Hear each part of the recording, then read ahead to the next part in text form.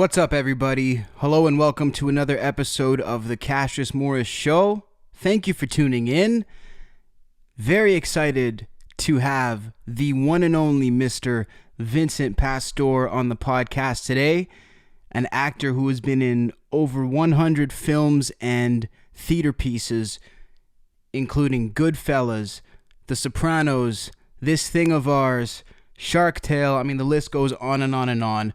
Iconic film and television persona, Vincent Pastore. If you're a fan of Vincent, make sure to go check out his Instagram page, Vinny Pastore Sauce, and right in the link in the bio, you can click and actually get the purchase link to Vinny Pastore's Italian sauce, which I've been hearing great things about, and actually Vinny has offered to send me some of that sauce. So definitely looking forward to trying it myself, but until then, make sure to go check it out. And we'll jump into this episode. This one was a lot of fun. I jumped on groups all across the internet, film groups, mob movie groups, Sopranos groups, and basically compiled all the questions that I got all across the internet. So 90% of the questions in this interview, aside from the beginning where we really sort of get to catch up with Vinny and see what he's been doing as of late in terms of current acting work and such, and his podcast that he's going to be launching. But really the rest is all people who were fans of Vinny's work and or listeners of this show who really had questions that they wanted answered. So I hope you greatly enjoy, and let's get into the interview. Vincent Pastore, thank you for joining me. Well, it's my pleasure. I got my San Francisco backdrop. Looking good. I'm trying to get out there. I got a movie coming up, and they keep pushing it back. So really? It's like my dream to get out there and get this movie done with Mickey Rourke and Michael Madsen. It's all about the nice. Bonanno crime family. So, as soon as it opens up, they're saying not till October now. October, so they keep pushing it back. Well, they pushed my movie back to August, but the Screen Actors Guild is saying it ain't going to open up in California until October now because of what happened. So a lot of production is like Tyler Perry was on television this morning. He said that he's controlling it. What he does, he brings his principal actors down there 15 days in advance. They self-quarantine. Well, that's great with Tyler, but most of the production that I get involved with, they don't have the money for that stuff. Right. So, that's a huge budget. Yeah, I mean, come on, you want to. So we're just slowly but surely coming out of this. I start my podcast next week in New York. We're going to pre-tape like what you do. And then nice. I'm also starting to put some plays up again with my students because they're all going nuts. We just did something with Little Steven with my theater company Renegade on Zoom called Lovers and Other Strangers. And now we're going to get back to work and productions on Zoom, and then hopefully when the schools start to open up, start presenting some theater. But it's really hard. Yeah, definitely, it is really hard. And speaking of Little Steven Van Zandt, it looks like you guys have really kept a great relationship. I mean, 20 years later, you're still working with him and his wife. Talk to me about the relationship with him. Steven says I'm stunad. You know what that means? What does that mean? It's stupid. He's stunad. I like that. That's a new one.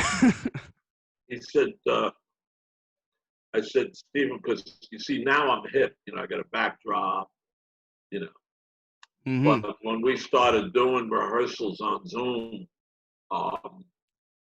3 months ago, I was, what is this? But now I do like an average Zoom session, maybe 3-4 times a week now. And, wow. I mean, that's the only way we're going to communicate with each other right now. And it's okay. It works. Definitely. So talk to me about those Zoom sessions. Are you guys acting on the sessions, or are you planning for the actual performance in the future? No, if you go on Facebook, you'll see it. Okay. Go on Facebook, look up Renegade. You'll see we did 5 vignettes, and every day we post a different vignette. And my scene is going to be posted on Friday. Beautiful. Yeah, Stephen. It's a play by Lovers and Strangers by Joe Bologna, Renee Taylor. What happened is my friend Nick Cadero from Bullets Over Broadway in Bronxville, he died. So we said, well, let's do something dedicated to Nicky. And we got this up now. And then I start work next Wednesday or the play that I was directing down at my school down at HB Studios, and I'm gonna start working with the actors. I'm gonna meet them in a studio in New York, but I'm only bringing 4 or 5 actors in at a time. Right. So there can be sort of distancing and stuff like that. Yeah, they're gonna come in. They're gonna wear their masks. They're gonna pick their seat. I'm gonna say, sit down, take off the mask. Let's read. When we start blocking, we're gonna block it so it's socially distanced. Yeah. And I think maybe I don't know who else is doing this yet, but I may be able to set a precedence for teachers to start getting their classes back, because teachers have been teaching on Zoom. Yeah. And it's okay, but it's a constant close-up. Mm-hmm. Like I see you, you see me. It's constant close-up, and it's okay for film, but it's hard for theater because it's hard to get a reaction between the actors, whether it's 1, 2, or 5. Right. With this, because I'm not near you, but I mean, you adjust to what they're giving us, and you don't give up. You keep pushing, and hey, let's hope. SAG after during the meetings, we're not supposed to talk too much about what goes on in meetings, but they said 2021 will be a great year when everything comes back to somewhat the norm. Yeah. There'll be so much production that they had to postpone that. There's gonna be a lot of work. So you gotta ride it out. Yes. You That's really encouraging, though. That's good to know, because then there's they're saying 2021 is gonna be a great year for movies and for theater and all that stuff. They just have to get. I don't know what's going on up near you. Is a lot of people get sick? There's a decent amount of people getting sick. The numbers are nowhere near it, just because there's such a small population really in the country. But I think sort of per capita type thing. Yeah, there's a good number of people getting sick. But some provinces have as few as 2 or 3 cases now, so we're doing pretty good. 2 or 3? Yeah, like That's the East nothing. Coast, literally nothing. Yeah, and like Nova Scotia, I think there's like 4 active cases, and I think 2 of them are I don't even want to give you the numbers. What happened down in New York? But you see, what happened in New York, Cuomo was smart, and he formed the tri-state,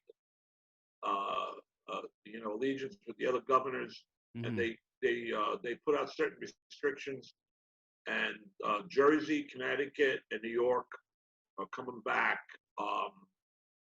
We call it Phase 4. The only problem is you can't go inside to a restaurant and eat, but I live out here on City Island, which is kind of a resort place for people who come out. It's from the city. That's why you call it City Island. It's still part of New York City. Yeah, but you can't go inside the restaurants. But there's a lot of outdoor dining here, so people are starting to come out again. And we have a beach not too far from here, Orchard Beach, but it's packed by 10 o'clock. And then at Long Island, not only do you have to worry about COVID-19, but now they've been seeing sharks. Oh my gosh! Great. That's the last thing we need. Oh yeah, you know what it is? That because of what happened, you got deer. I don't know about you, but out over here, they're coming up on our lawn. Yeah, animals are going all in places they shouldn't be. Well, who said they shouldn't be there? Well, I guess it's sort of their world. I mean, they were sort of here first, type of thing.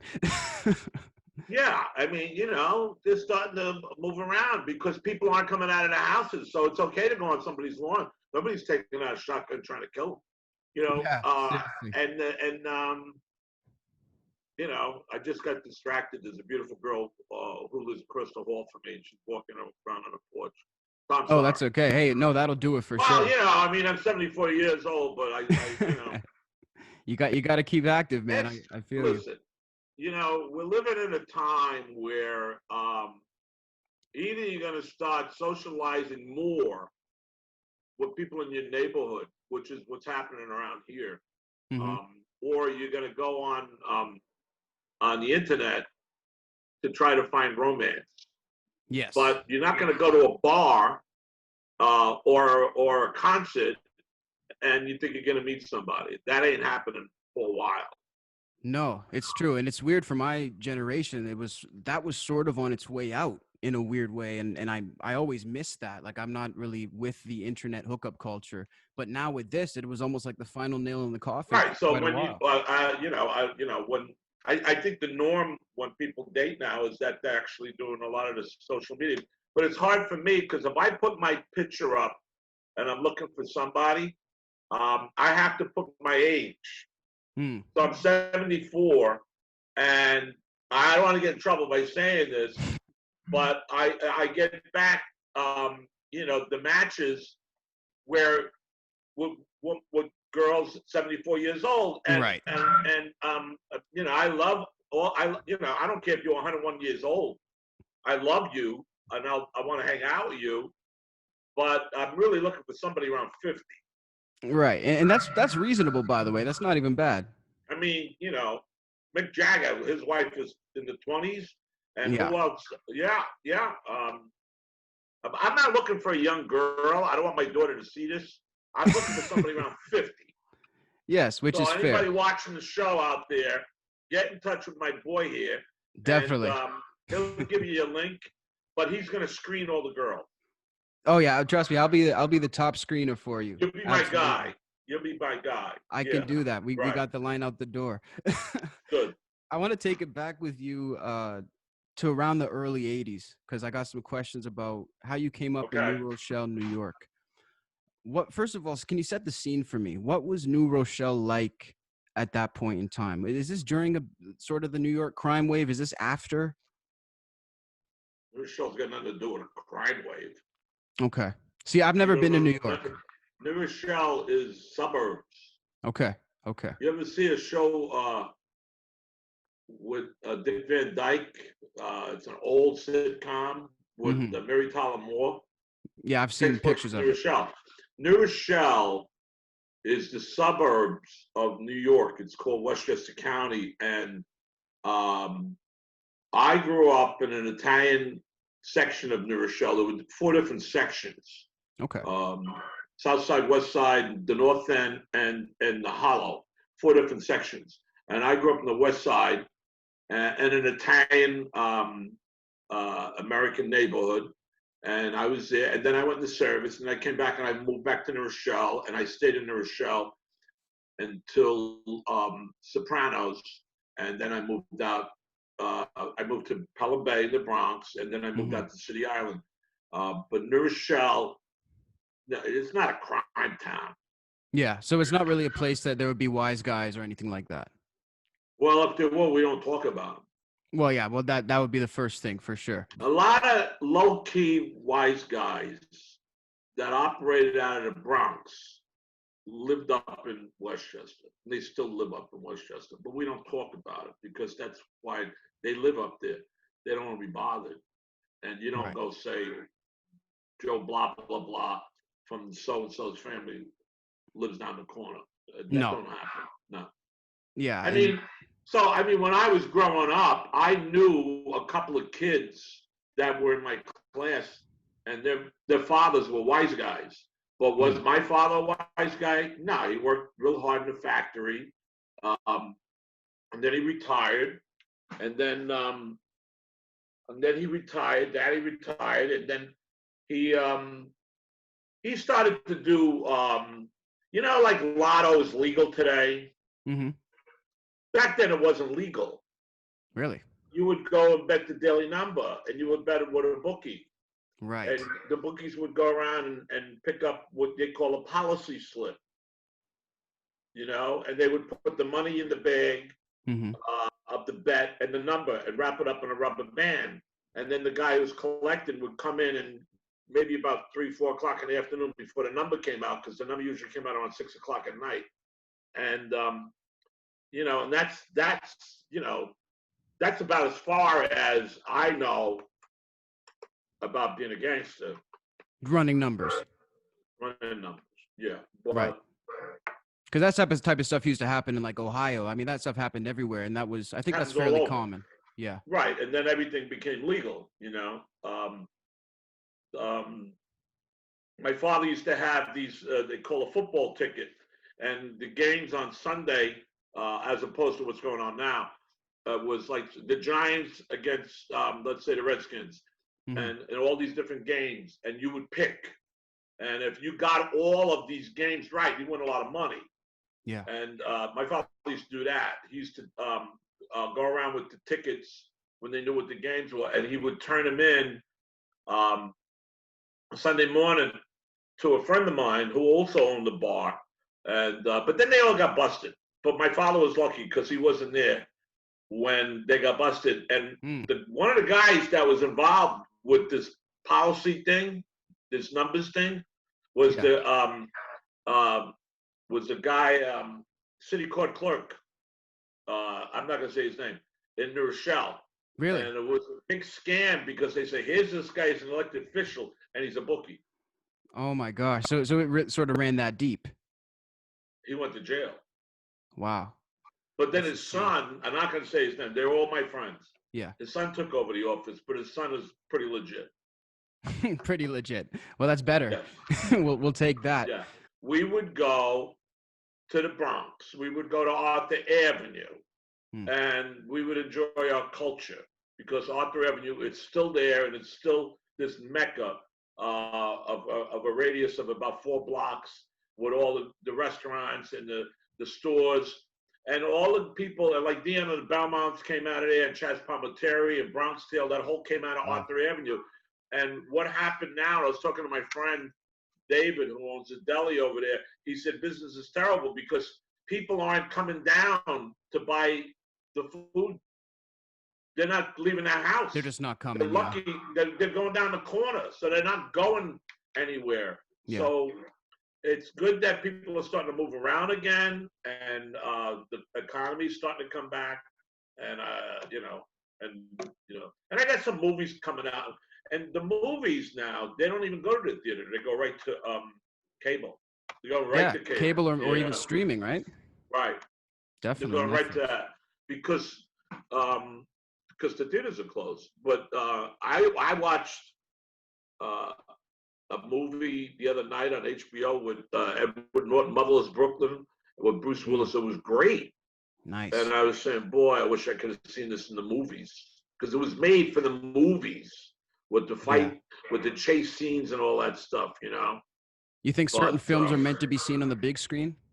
Well, come on. You can't do Aquaman. That was made for the big screen. X-Men, all that stuff. But what's happening now, because of the pandemic, is that they're not making those, and the ones they made are on hold before they're released. And they're going to make low-budget movies, which is okay. Low-budget TV shows, okay. And all that stuff is going to be good for guys like me. We'll get more work. And that stuff is going to go right to Hulu and Apple and all that streaming stuff, And Screen Actors Guild just posted, just approved a new contract where finally the actors are going to be able to get residuals because, I'll give you an example. The Irishman, none of those actors are getting residuals. Really? Wow. Yeah. That's so a they shock. Just changed it. Well, because it wasn't set up that way.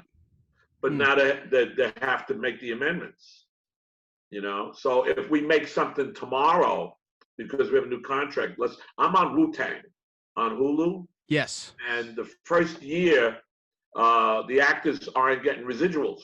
But we're supposed to go back for second season. We'll be able to get residuals for the second season.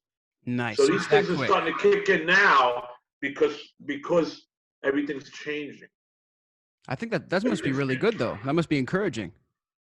Well, it's encouraging for me. I mean, a lot of guys didn't want to pass the contract because they, in any contract, you have to give and take. So you gave up something, you took something. But I'm especially since I'm involved with Wu-Tang, and like when we did Sopranos was HBO, and we were getting some residuals. You get your pay, you get some residuals, but you didn't get a lot of residuals. You didn't get a big check. Yeah. Because cable has a whole different pay system than regular television. In other words, if I did Blue Bloods or Law and Order or Hawaii Five-0, when they run it, you get decent money. Same thing with movies. I mean, I just got I shouldn't tell everybody this. I got a nice residual check from Shark Tale. which I did Nice. years ago. Yeah. The animated movie. I grew up on Now, that. you did? Yeah. That was great. Yeah, that was a great movie. But kids like my granddaughter, she just started watching that. Yeah. So those kind of the animated stuff, they're going to keep making because the actors just have to go in and do voiceover work. So there's a demand for that. There's a demand for the work that you're doing, radio, anything that doesn't involve like I don't know how they're gonna do let people make out now. They said that ain't gonna happen. I think it's illegal in some places to have sex with a stranger now. They're doing it with mannequins now. They have to. They got to do something. They're doing it on General Hospital with a mannequin. If you're doing a scene with a woman and you're about to embrace her, they say cut, and they put the mannequin in there, and they put a wig on it. I swear to God. Oh my gosh, I believe you. With a mannequin. That's what they're doing now. They're taking all the fun away. And the other thing is, with the pandemic, a lot of people stayed home, and we came out with a line of sauce. Tomato sauce, and yes. I swear to God, you cannot find a jar of that sauce anywhere right now because it all ran out. Man, I believe it. It ran out. I go into the grocery store on the corner. They said, "Vinny, where's the sauce?" I said, "Well, it's coming in." It really ran out. I never thought that was going to happen because people are staying home and they're cooking. I just picked up some chicken cutlets. I'm going to cook them tonight. Yeah. Do you have some sauce? You must. Well, I don't have any sauce. You don't even have it. Well, then it's really sold out. I had 4 pallets here. 4 cases here, which was 6 in a case, and they came and took them back from me. Damn. They're not playing around. Well, it's good. And I know that there's certain telltale signs to make a good sauce. I saw you talking about how not the gravy. I won't use the word gravy. Sacrilegious. No. You see, go on. Finish your question. No, I was just going to say the oil stays at the top and you can actually see the tomatoes at the bottom. So apparently quality. What, you saw my sauce? Where'd you see my sauce? I looked it up online. Did you taste it? I'm trying to get my hands on a bottle out in Canada. You're trying to get a jar of sauce? Yeah. I'd love to try the sauce, but I mean, I know that it looks good. Who did you book my segment with? Through my agent, Mark. Tell me you want a jar of sauce. Hey, I will. If you give me the sign off. They should send you a case. You that'd be great. The sauce. I'm going to tell these kids they owe you a case of sauce.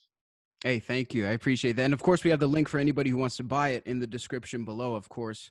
But you better wait a couple of weeks before you start trying to buy it because there's nothing to buy yet. Yeah, exactly. Yeah, in a couple of weeks. I mean, they sent me a letter yesterday. I mean, this is funny.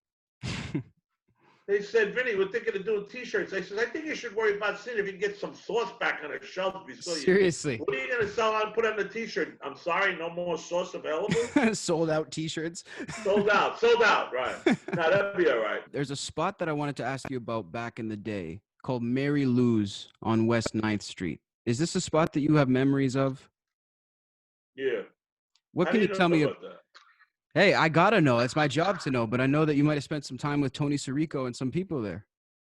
Wow. Well, holy smoke, you should work for the FBI. Hey, I'm not going there. I'm not going there. Mary Lou's. Before Sopranos took off, Mary Lou's down in the Village was a gathering place for. Also, there was another place up on Columbus Avenue called Columbus. Mm-hmm. There were a couple of places in New York that were gathering places for the New York actors to hang out. And you could go into Mary Lou's and you would see Matthew Modine, Tony Sirico, Tony Danza, all hanging out. And the best night to go was Thursdays. Okay. And we used to hang out there. After we did season 1, we were having some kind of there was a party, because I remember Johnny Sachs was there, Sirico was there, Michael was there, we were all there. And Tony says, "I'm taking a cab." And I said, "I'll give you a ride home." And he's stewed on. And he got in a cab, and no sooner did he go down the street to 8th Avenue that he had a collision. And Really? we ran down, and he was in the back seat of the cab, and he went forward and hit his head on the plastic thing. And we were shooting Sopranos, so Wow. we got really scared that he wasn't going to be able to do it. And God bless Tony. I think they kind of wrote around his character for a couple of episodes, Wow. and then he came back. I mean, we were scared. Did he have a Because, concussion? yeah, he hit his head on the plastic. The Wow. guy stopped short. But that's a memory of me. The last time I was at Mary Lou's with everybody, and that happened with Tony. But we used to hang out at Mary Lou's, yeah. Wow. That's a It's crazy not there story. anymore. It's not there anymore. I was reading in the paper today, like 80 restaurants closed in New York this morning. Oh man, that's terrible. See, that's the saddest part for me, especially family-owned and small businesses. That I hate Yeah, that. 80 restaurants. By the way, speaking of Tony Sirico, it's his birthday today as well, so shout out to him. So let's say happy birthday, Paulie Walnuts. That's right. Yes. You are definitely doing your homework. But don't try to call Pony. Don't try to call him up on the phone. He won't even pick up. No, he doesn't. He's not about that, is he? Well, come on. How old is Tony today? 78 years old? 78. He's the man, though. We love him. I also had some questions from people who watch Sopranos and, of course, all of your other work. I mean, 100 plus acting gigs. And Stevie Aiello, the drummer from 30 Seconds to Mars, has a special question for you. He wants to go back to your days as Pussy on Sopranos. He says, did you know you were recording dialogue that they would use for the fish sequence when you recorded it? And how in depth did David Chase explain that part of the story? Well, you get your script. You sit around. You read it. You read this part that Tony's character is having a dream sequence, and he's on the boardwalk at Asbury Park, and he's talking to the fish. And we look up and we say, how are we going to do this? And they did it. And what they did is David brought me into a studio first, and the way I'm talking now and my lips are moving, he had me do all the dialogue, and he recorded it. And if you look at the way the fish talks, they make it match my lips. They did the same thing in Shark Tank with Shark Tale with my character Aluka, because that was originally Kevin Pollak. He was playing Luca, and I was playing a character called Gigi the Whale. But after they screened the movie to the kids, Gigi the Whale got eaten up by all these shrimp, and they cut the scene. But I got a phone call from Katzenberg, and he said, Jeffrey said, Vinny, he called me. He says, I already talked to Kevin. He doesn't mind. We're going to replace you because you have a better relationship with De Niro, because he was my boss. Right. Okay. And I think they gave Kevin money to buy him out, so I don't think Kevin was really upset. But Kevin, if you're listening right now or you're watching, I got a real nice residual yesterday, and you missed out. You're missing out on that, my man. And you were originally cast as a different character. Somebody also wanted to know, were you ever considered for a different character in Sopranos? Because I know there was. No. I went in.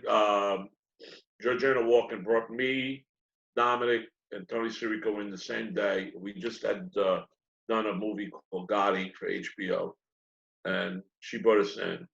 And from that session, we all got work. Dominic became Uncle Junior. Tony became Paulie Walnuts. And Dominic was up for Big Pussy. Was he? And so was Tony. So everybody was reading Big Pussies that day. And I think Sirico told David, I won't play a rat. Yes, this I've heard, definitely. And they said, okay, so if you see the pilot, Tony only has a couple of lines at the sanitation dump. Right. But the next episode, when we went looking for the car and everything, and as the episodes went along, his character really blew up, and David loved him. Yeah. Tony became like David's technical advisor about this is what the mob would do.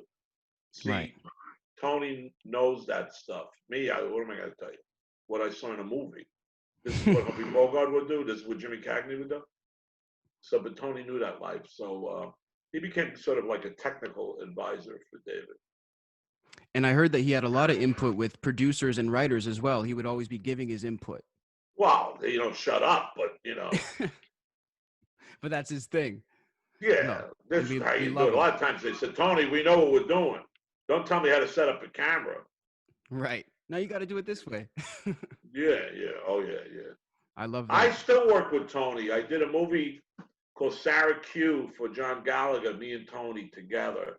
Wow. We did a spot for HBO Go. Years later, you see us, the same two guys, the same two characters, but with gray hair, So I still work with Tony, and later on, I think I'll give him a call and wish him happy birthday. If he doesn't pick up, he doesn't pick up. Little Steven Van Zandt said that the saddest and most tense day up until that point on the set of Sopranos was when you were killed off. That apparently people were yelling at each other, frustrated. Oh, he said that? He did, yeah. Talk to me about that day. Well, it wasn't just a day; it was a whole week. A week What for that they scene. did, it was a whole week. What they did is they built an interior. They built a boat. See, when we got on the boat down at Asbury, when we got on the boat down in Asbury and we took off, and you went down when Tony said, "Let's go see what it looks like down there." We cut to the interior where we're coming down. That was a boat built. The interior of a boat built on the set at Silvercup Studios. Ah. And we were in there for a whole week. Wow. Shooting that stuff. But David saved the last day for the shootout. Mm-hmm. So I got shot. I'm lying down there. I want to stay in character. I didn't feel like getting up. I was all squibbed. And all of a sudden, Jimmy comes over and he put this big box on my belly. And I said, I look up, I said, "What's this?" And he said, "Well, why don't you get off your fat ass and open it?" And I got up and I opened it up, and it's this humidor. I got it in my other room, and it was filled with Cuban cigars. Wow. And there's a nice little engravement on the humidor from these guys. That happened. Then Tony Sirico was fighting with Henry because it was the last day, and Henry Bronson, he was the first assistant, his first AD. He said, "Tony, turn in your watch today." Tony said, "I'm taking it home." He said, "You can't take it home. We need it for next season." He said, "I'm taking it home. Vinny died today, and I'm taking it home." Then they were fighting. Tony took the watch home. Oh, he got it. He got it. Steven, I'd never seen him so upset. And he went over to David, and that's when I kind of knew that me and Steven were friends, and we were becoming friends. What are you getting rid of Vinny for? He was mad. He said, he's got to eat. He's got to eat too. What are you getting rid of him for? Get rid of me. I got another job. There was a lot of tension on the set. But look what happened. It blew up. Yeah. It blew up. Nobody knows when you're doing something like that how big it's going to get. No. You don't know. Did you have a feeling at all? Well, it was the second season, and the first season really took off, and everybody was subscribing to HBO. Yeah, we knew it was something special. See, I was talking to somebody the other day about this. During the first season, we used to go out to New Jersey, and my house was in New Jersey. Mm-hmm. My house, Big Pussy's house, was in Jersey City. And there's a scene when Skip, the Fed, comes over the house, and you see me on the porch, and there's a cemetery in back of us. That was Jersey City. Okay. The second season, they built my house inside Silvercup. And when they do that, that means, because you don't get all your scripts, you get your scripts episode to episode. That means I said, they got plans for me and my wife. If they're gonna use the set, they put time and money. But they save a lot of money from going to location. They're right there. Okay, let's go to Big Pussy's house. Let's go. So I also put the Bada Bing the club in there, not the room with the lap dances, but the little back room. Right. And they also moved from Jersey from doing interiors at that person's house, which was Tony and Edie's house. They also did a set on Silvercup. So they HBO put a lot of money into using Silvercup, but it made it easier because the crew and the talent didn't have to go all over. They just went right into Silvercup, you know? Right. So when that happens, you say, well, if they're investing this kind of money into this, something's going to happen. So, and you felt like you would probably stick around for longer because of that. Not me, because I knew it was my last year. Yeah. David told me it was my last year. He told me after season 1. Even though I had a 7-year contract, that don't mean nothing. They're going to kill you, they're going to kill you. People say up until, Big Pussy got whacked on Sopranos that never before was a main character killed off like that. They usually put him in witness protection. He shows up again. Like if it was a soap opera, I would have showed up like, yeah, you didn't kill me. I always felt that if David wanted to bring me back, he could play it that Tony had a dream. Oh, and then it could be one of those sequences and you could just appear. Yeah, because even though as the time went by, when they started talking about him, Tony's characters, I don't want to hear about him. He would shut them up. And Tony kept seeing, he saw me in the mirror, he kept seeing me. And then Sirico's character, Paulie, started seeing me. So I was haunting these guys. But I always said to myself, if they ever wanted to do something, they could probably figure out a way that I didn't die. Same thing with Drea. Yeah, and that was a huge one too, and that was also very unexpected. Yours wasn't quite as unexpected, but yeah, but you never see Adriana get shot. You saw little Steven pointing a gun, boom, and he walks away. Yeah, She's exactly. crawling, but you never see. And David said he didn't want to show a man shoot a woman. Well, I don't know about that because they showed Joey Pants beat the hell out of a stripper. And Chris slapped her around too. I think that David, the way he wrote a lot of stuff up in the air in case he wanted to bring our characters back. Mm. Because Silvio wasn't the kind of guy that would kill a woman, especially Adriana. So do you think she could be alive in the story? I don't think. Listen, I ask Stevie that all the time. Did you kill her? Yeah, I killed her. I says, okay, doesn't show like that to me on screen. She could have crawled away. He could have just got your gun and left it there.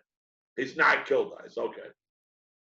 So do you think I really hate to ask you this, but what about the last scene? Oh, the last scene?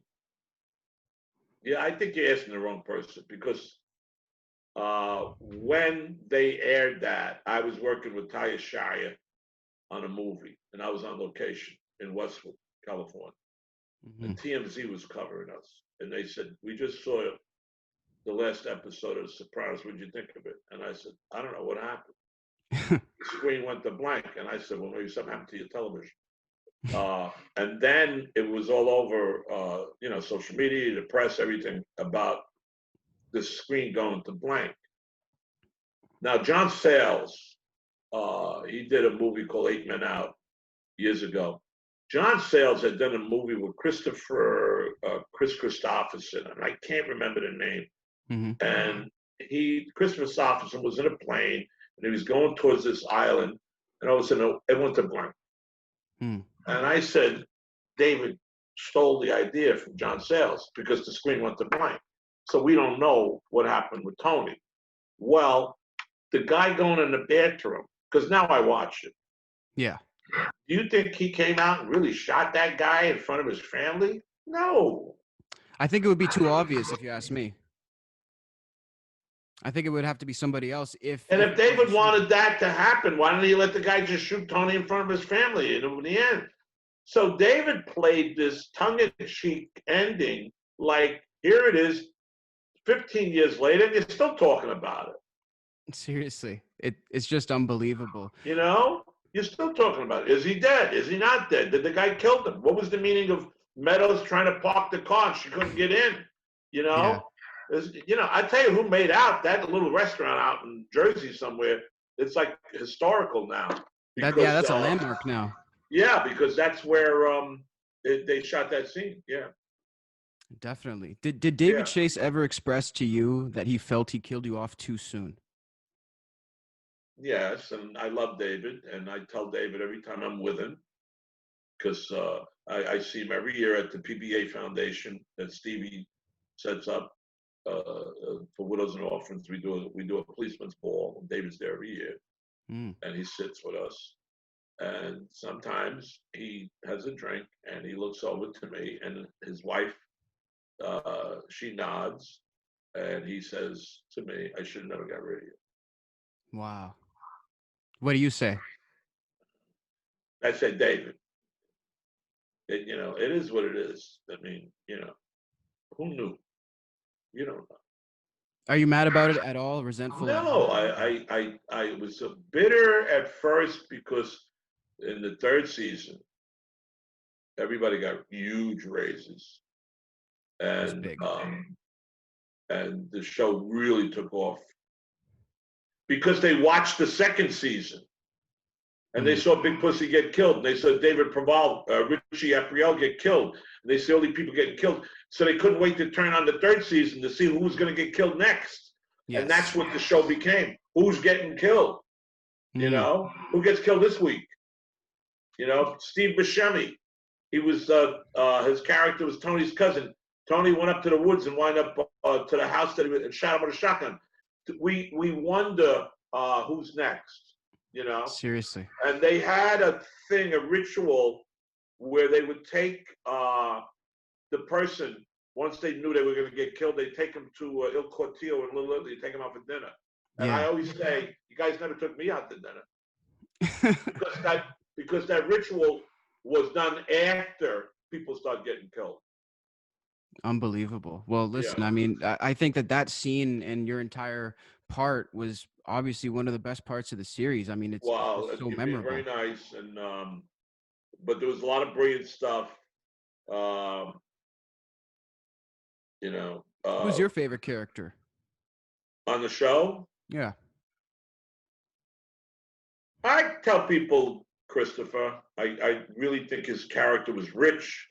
Michael was so good in that role. He also wrote a lot of the scripts. I think Christopher. But I also like, Edie's character, and I like Lorraine's character. Yeah. Dr. Melfi. There was so many. I mean, there's a lot of supporting roles. Like Joey Pants. I thought he was amazing. Especially with the horse and everything like that. But it's hard to pick. I thought AJ's work was good. Robert Eiler and Jamie. Like I said earlier, it's an ensemble, and Jimmy was fair, and he knew he wasn't, even though he was the star of the show wasn't just about him. Yeah. The show was about the supporting players. Uncle Junior, Artie Bucco, Paulie Walnuts, Christopher. So many different, and then, you watch television now, today, and like my favorite new show I watch is Hightown. And it starts off, any good pilot starts off where you meet all of the main characters in the pilot. Yeah. And that's what happens in a good, and then you say, who are these people? And you want to watch it next week, like Yellowstone. And you want to watch it next week. Yes. And it becomes addictive. And that's what happened with Sopranos. It became addictive. Oh, definitely. I can certainly attest to that. And this has been a fantastic conversation. Before we wrap it up, when we first got on the phone, you noticed the painting behind me. We sort of talked about Joey Diaz. Yeah, that's bothering me. Yeah, a lot of people wanted to know, like, what are your thoughts on the comparison between you and him visually? Joey's a great guy. He's a wonderful comedian. I run into him occasionally. People say we look alike. I think I'm a little better looking than him. Well, hey, shots fired. I don't know how Uncle Joey's going to respond. No. Well, here's what I want you to do. When we're done, I want you to email me your mailing address, and I'm going to mail you a signed picture. And the next time I come on, I want to see my picture next to Joey's picture. Hey, thank you so much. No, honestly, if you do that, that will be right here. Just put it right next to Joey's. Hey, did he sign it? He didn't sign this one. No, this was actually done by a listener. Oh, well, I'm going to sign mine. Please do. Hey, I would love to have that. Okay. I'll put you by Peter Griffin and Joey. But Vincent, thank you so much for your time. Okay, good. Thanks a lot, guys. And there you have it. My exclusive interview with Vinny Pastore on the Cassius Morris Show. So much fun. Great opportunity speaking with Vinny. I want to thank him again for taking the time to come on the show. And don't forget to go check out the link in the description below in this audio or video broadcast and get yourself a bottle of that Vinny Pastore's Italian sauce. And I will likely make a follow-up on my social media and do a review of this sauce when I actually get the sauce in the mail. I'm holding you to it, Vincent. So much love to all you guys. Thanks for tuning in, and make sure you subscribe on the platform you're tuning into now if you enjoy. Also follow me on Twitter at Cassius Morris, Facebook.com/Cassius Show. And we have some new pages that are directly affiliated to the podcast that I'm going to be announcing on the next episode, as well as the upcoming guests. So don't miss it. Thanks for tuning in. Until next time, this is Cassius Morris saying rock on.